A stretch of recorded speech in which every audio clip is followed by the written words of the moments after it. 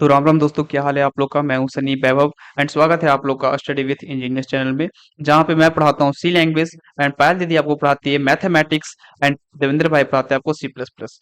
तो आज की इस वीडियो में मैं बात करूंगा इनपुट एंड आउटपुट फंक्शन के बारे में। तो इससे पहले का जो वीडियो था आपको मैं नीचे डिस्क्रिप्शन बॉक्स में लिंक दे दूंगा, जिसमें मैंने बात किया था डेटा टाइप्स के बारे में। डेटा टाइप्स के मैंने ओवरव्यू दिया था, बहुत कुछ है डेटा टाइप्स में, तो धीरे धीरे आगे जानेंगे।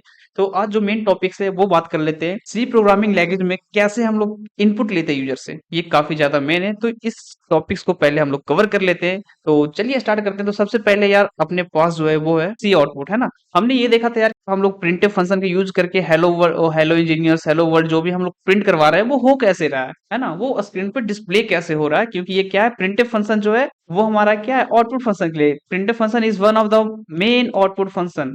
प्रिंटफ फंक्शन हम लोग यूज करते हैं जब भी हमें क्या करवाना हो, कुछ भी हमें आउटपुट करवाना हो, कुछ भी हमें डिस्प्ले करवाना हो। तो आज हम लोग देखेंगे ये वर्क कैसे कर रहा है एक्चुअल में। So let's start. How does this program work.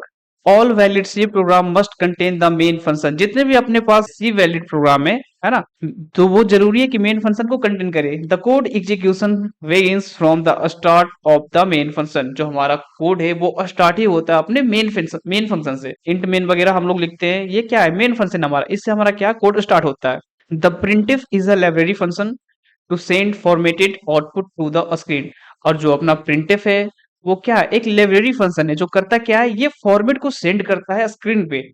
जो भी इसमें हम लोग लिखें हेलो इंजीनियर्स, एक क्या है, एक स्ट्रिंग, एक फॉर्मेट है, इसे क्या करेगा, डिस्प्ले करवाएगा स्क्रीन पे। जैसा कि आपने पहले वाले वीडियो में देखा होगा, the function prints the string inside quotes. तो ये हम लोग डबल कोट्स के अंदर जितने भी जो भी स्ट्रिंग लिखेंगे वो क्या करेगा, ये डिस्प्ले करवाएगा। नेक्स्ट लाइन है, to use printf in our program we need include stdio.h header file using the hash include stdio.h statement. तो जब भी हम लोग printf यूज करेंगे, printf फंक्शन को यूज करेंगे अपने प्रोग्राम में, ये जरूरी है कि हमारे प्रोग्राम में हेडर फाइल इंक्लूड होना चाहिए। विदाउट हेडर फाइल क्या कर सकते हैं, हम प्रिंट नहीं करवा सकते। ये एक अच्छा प्रैक्टिस होगा हमारे लिए कि हेडर फाइल हम लोग लेकर चले, क्योंकि ये करता क्या है, ये IO means input output function को वर्क कराता है। इनपुट आउटपुट फंक्शन पे ये क्या है, काम करता है। इसी लाइब्रेरी फंक्शन से printf और scanf दोनों काम करता है। क्योंकि ये जो है हैशटैग इंक्लूड stdio.h, ये एक क्या है, एक लाइब्रेरी फंक्शन है इनपुट आउटपुट के लिए। जो नेक्स्ट है अपना the return zero statement inside the main function, this is the exist status of the program, it's optional.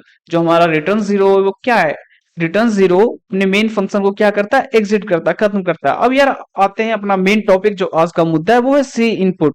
अपने प्रोग्रामिंग में हम लोग यूजर से इनपुट कैसे लें। In C programming scanf is one of the commonly used function to take input from the user। C programming में जो scanf है मतलब मोस्ट कॉमन फंक्शन है जो यूज करते हैं यूजर से इनपुट लेने के लिए। The scanf reads the formatted input from the standard input such as keyboards। ये जो हमारा scanf फंक्शन है वो क्या करता है, रीड करता है फॉर्मेट को, है ना। जो भी इनपुट हम लोग देते हैं कीबोर्ड से, जो भी इनपुट ये लेता है उसे क्या करता है, अच्छी तरह से रीड करता है ना। चलो एग्जांपल मैं यहाँ पे दिखाता हूँ आपको। यहाँ पे सबसे पहले क्या है, एक मैंने वेरिएबल को डिक्लेयर किया है ना, इंट डेटा टाइप्स में मैंने एक वेरिएबल को डिक्लेयर किया। वेरिएबल है अपने पास ए नाम का, ठीक है। अब मैं इसे कह रहा हूं कि अब मेरे को यूजर से ए का वैल्यू लेना है ना। अब यूजर असाइन करता है कि ए बराबर मेरे पास जो वैल्यू है वो है 10, है ना। कोई भी यूजर बोलता है कि भाई मेरा जो वैल्यू है मैंने ए को दिया है 10, अब ए को तुम प्रिंट कराओ, है ना। तो ये जो वैल्यू लेने का काम करता है वो करता कौन है, तो वैल्यू लेने का अपना काम करता है वो करता है स्कैनफ। यहाँ देखो, यहाँ क्या परसेंट डी यहाँ पे क्यों लगा है, परसेंट डी यहाँ पे इसलिए लगा है, इंट डेटा टाइप्स का हमने यूज किया है ए वेरिएबल में वैल्यू स्टोर करवाने के लिए, है ना। जैसा कि int A is equal to 15, तो हमारे पास क्या है, ये एक इंटीजर फॉर्म है इसलिए हमने लगाया पे परसेंट डी। यूजर ने क्या किया, एक इंटीजर फॉर्म में ए का वैल्यू डाला और वहां पे प्रिंटफ क्या करवाया, वैल्यू ऑफ ए। तो जब ए प्रिंट करवाएंगे एज लाइक ए बराबर हमने 15 डाला, तो अपने पास क्या होगा, आउटपुट अपने पास आएगा 15। तो चलिए इस चीज को मैं प्रोग्राम करके दिखाता हूँ आप लोग को। सबसे पहले लिखेंगे अपना हेडर फाइल stdio.h, उसके बाद अपना मेन फंक्शन।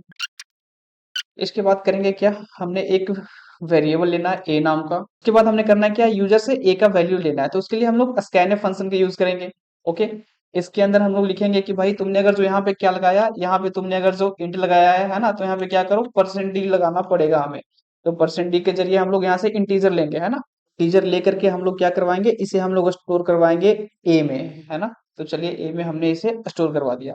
अब करते क्या है, ए के वैल्यू को हम लोग करते हैं प्रिंट, तो उसके लिए हम लोग प्रिंट फंक्शन का यूज किए एंड यहाँ पे हमने लिखा परसेंट डी, और जो वैल्यू है आपका वो क्या है, ए। तो भाई ए के वैल्यू को करो तुम प्रिंट करो एंड यहाँ पे आ गया रिटर्न जीरो, जो क्या करता है हमारे प्रोग्राम को एग्जिट करता है कि हाँ प्रोग्राम अब खत्म हो गया भाई, है ना। तो बात करूंगा क्या, मैं प्रोग्राम को करूंगा सेव।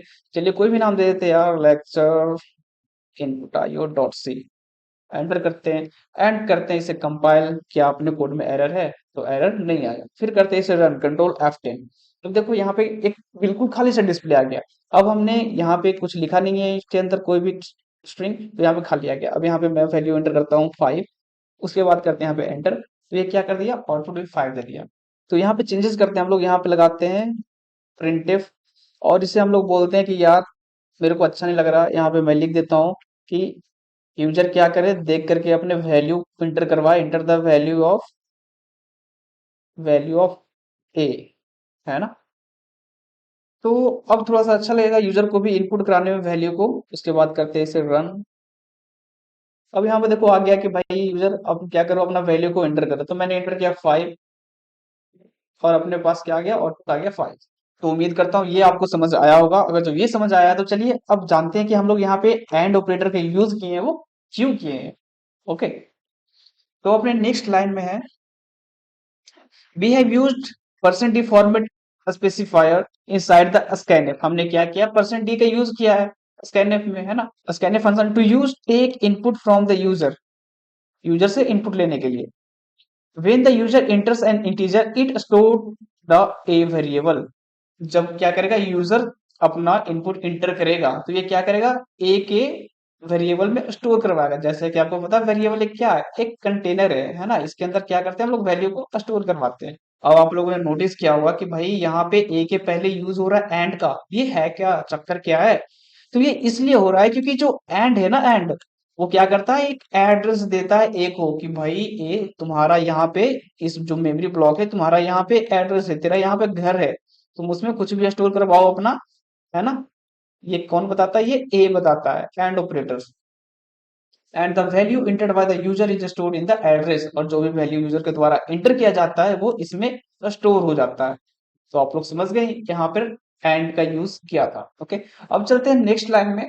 भी हमारे पास एक क्वेश्चन यहाँ पे आया हुआ है, write a program to add sum of two numbers given by user. मतलब हमें एक प्रोग्राम लिखना है ताकि यूजर के द्वारा दिया गया दो नंबर को क्या कर सके, ऐड करवा सकते हैं। एक यूजर है ना, तो यार डायग्राम जैसे मर्जी समझ लो। एक यूजर है, वो क्या करता है, कोई भी वैल्यू देता है ए को, है ना। ए को कोई भी वैल्यू देता है, बी को भी कोई वैल्यू देता है। तो वैल्यू यार कोई भी हो, हमें क्या करना है, इसका आउटपुट देना है, इसका एग्जैक्ट आंसर देना है ना।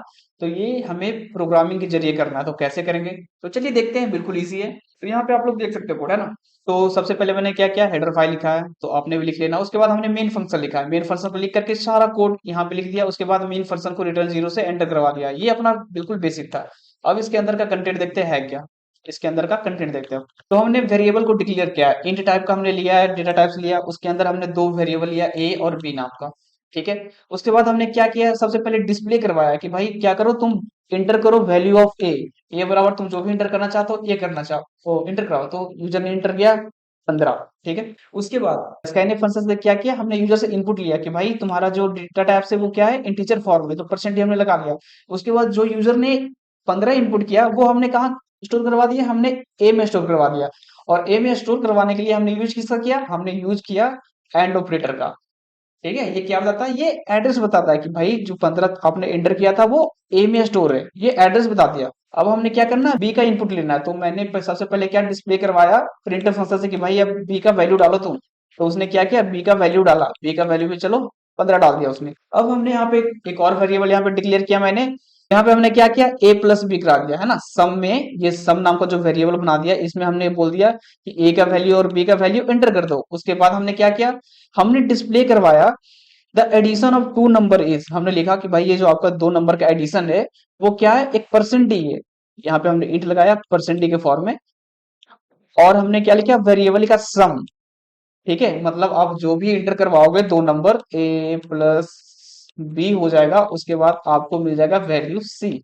तो सी की जगह हमने यूज क्या किया, सम यूज किया। ठीक है, तो और भी अच्छे समझते हैं, चलिए इसे कोड करते हैं और यार बहुत मजा आएगा। तो सबसे पहले हमने डिक्लेयर करना है दो वेरिएबल। तो यहाँ पे मैंने इंट डेटा टाइप्स लगाया, ए लिखा और बी लिखा, ये डिक्लेयर कर दिया। ये आप लोगों ने भी क्या करना है, डिक्लेयर करना है। नेक्स्ट आपने करना है क्या, डिस्प्ले करवाना है कुछ स्ट्रिंग, कुछ टेक्स्ट। तो मैंने इसके लिए प्रिंटफ फंक्शन का यूज किया। फिर मैंने बोला भाई ए का वैल्यू डालो, ए का वैल्यू डालो। ठीक है, तो क्या करेगा यूजर ए का वैल्यू डालेगा, सेमी कॉलन से मैंने किया इस लाइन को कंप्लीट। अब यहाँ पे जो यूजर ए का वैल्यू डालेगा उसे लेने के लिए हम लोग क्या यूज करेंगे, किस चीज का यूज करेंगे, स्कैनएफ का। तो हमने स्कैनएफ लिखा, स्कैनएफ के अंदर हमने लिखा भाई तुम्हारा इंटीजर डेटा टाइप है ना, हाँ, तो इसके लिए हम परसेंट डी लगाते हैं। ठीक है, उसके बाद तुम जो भी यार डालोगे वैल्यू ए का, है ना, चलो एड्रेस बता देते हैं कि वो वैल्यू स्टोर होगा ए में। ठीक है, फिर ये सेमी कॉलन से हम लोग क्या किए, कंप्लीट किए। अब यहाँ पे सेकंड लाइन आता है, सेकंड लाइन ये आता है कि भाई आपके पास बी भी है ना, तो बी का वैल्यू भी इंटर करो। भाई बी का भी वैल्यू इंटर करो, इंटर करो।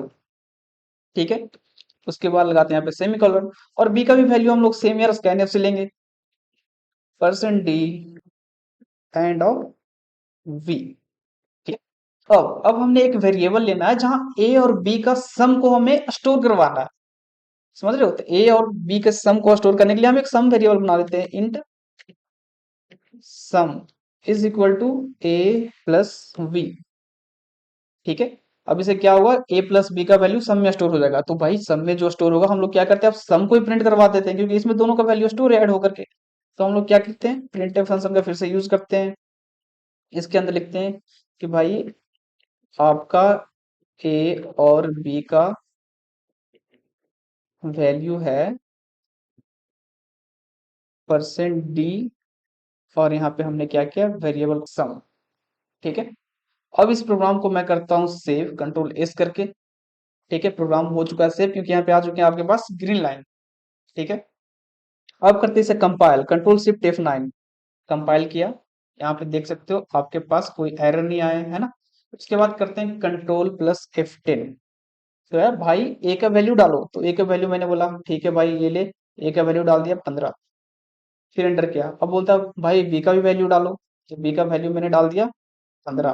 तो मैंने एंटर किया, अब बोलता है भाई आपका ए और बी का वैल्यू क्या है, वो है 23, है ना। ए और बी का वैल्यू अपने पास क्या है, वो है 23। तो दोस्तों मुझे लगता है आपको इससे समझ आ गया होगा किस तरह हम लोग यूजर से इनपुट लेते हैं। तो मैं उम्मीद करता हूँ आप लोग को इस वीडियो से आपको समझ आ गया होगा इनपुट कैसे लेते हैं।